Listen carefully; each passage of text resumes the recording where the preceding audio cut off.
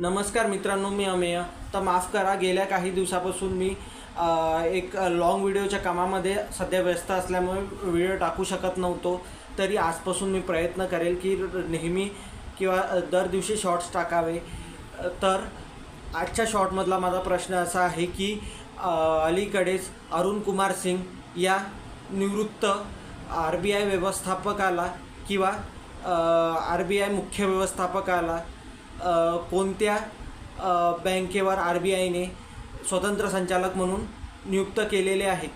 स्वतंत्र संचालकाचाच अर्थ independent director असा सुद्धा होतो. तर माझे ऑप्शन्स पुढीलप्रमाणे: HDFC बँक, ICICI बँक, बंधन बँक की कोटक महिंद्रा बँक. तर यापैकी तुम्हाला जो पर्याय उचित वाटत असेल त्या पर्यायाचे उत्तर मला कमेंट बॉक्समध्ये द्या. आजपर्यंत एकही कमेंट आलेली नाही. तर हा